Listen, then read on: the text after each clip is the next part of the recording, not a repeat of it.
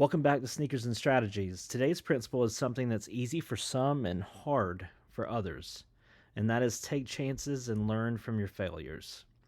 Inherently, marketing is all about risk.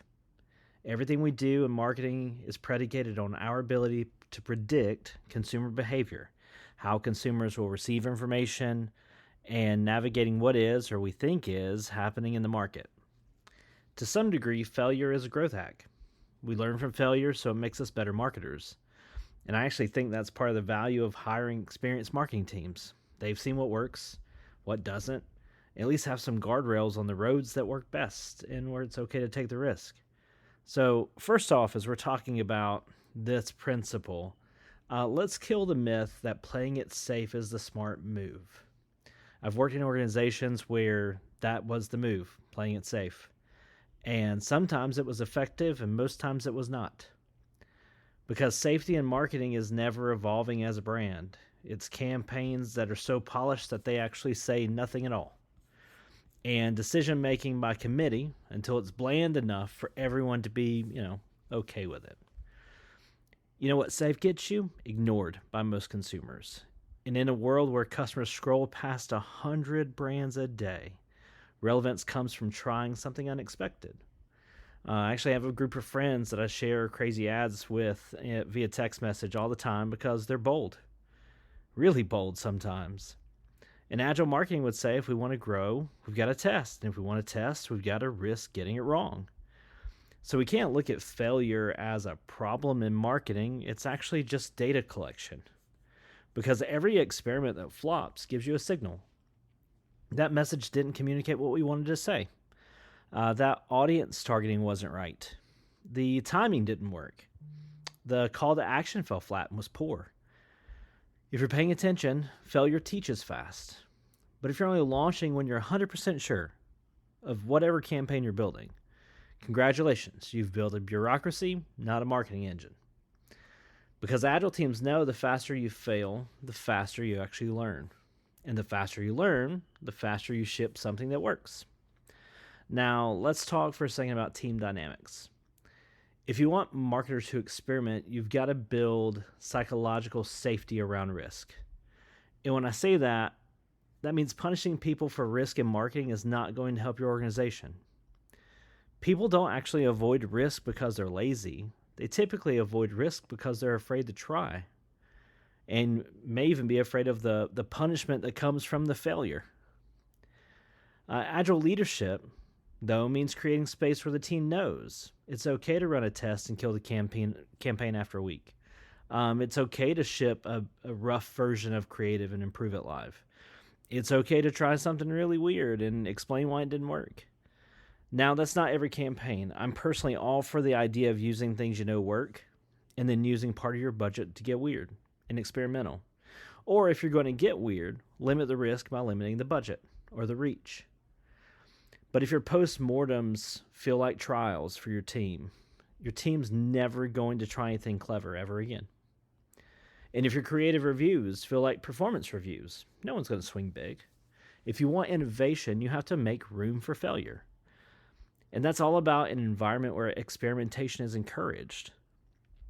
So here's how you bake this principle into your process. You need to run microtests. You don't wait for quarterly campaigns. You're going to try a headline. You're going to test a call to action. You're going to post a new format and watch what lands.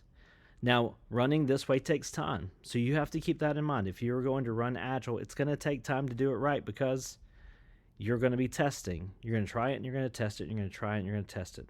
Does it allow you to move fast? Sure. Does it take more time? Absolutely. So you have to make sure you have the right people in the room to pull it off. Next, set learning goals. Not just KPIs. You need to ask, what are we hoping to discover from this? And be careful with your KPIs and make sure you're aiming for a target. We're not just learning, we're actually aiming at something and we need to see if we reach it. Next, you need to celebrate the failures, the killed ideas. If someone wants to run a test that doesn't work, spotlight the fact that they actually tried. That bravery matters in your organization. And then document what you learn. Every test should leave behind insight, even if the results were, we're never doing that again. Because when you systematize small risks, You create a marketing team that's always learning. So let's talk about agency partners for a second. If you expect them to get it right every time, you're not looking for a partner, you're looking for a magician. And we've talked about this before on this podcast, but agencies can provide valuable insight into your effort that groupthink in office cannot. Because if everyone in the office is thinking about it, meets in a room, the highest paid person in the room, the hippo, steps in, says something, everyone gets quiet and follows that rule of law, then that's groupthink. Agencies can help break that and give you new ideas. So the best agency work comes from freedom to explore. Let them do what they do best and be creative. That means trusting them to test without fear and without fear of being fired. Backing bold ideas with context and not control, and asking why something failed before you say never try something like that again.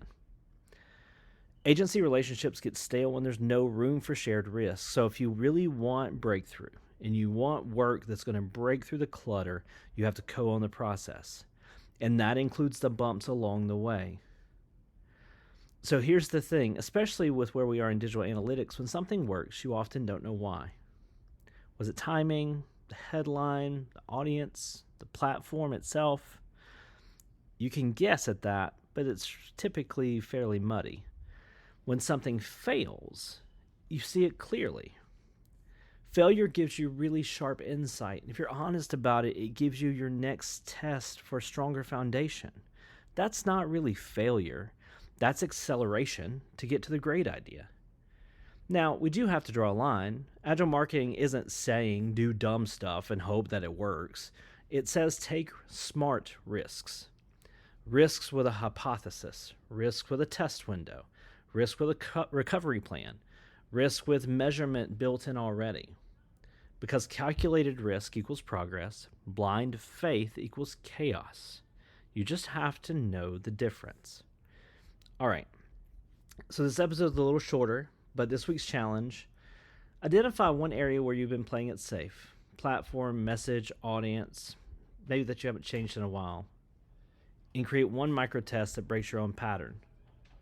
Could be a new tone, a bold visual direction, a risky subject line, a short video that speaks directly to a niche, even if you just throw it together on your phone. Define what success and failure look like and run it anyway, because the point isn't perfection, the point is movement, and movement leads to mastery. You don't build great marketing by guessing safe. You build it by testing smart, risking small, and learning constantly. So get out of your comfort zone, let something fail, and let that failure make you and your organization better. All right, next week we're breaking down Principle 6 and how to organize cross-functional teams when you can. Until then, fail fast and learn. Do something weird in a small way and see how it goes. I'm Nick.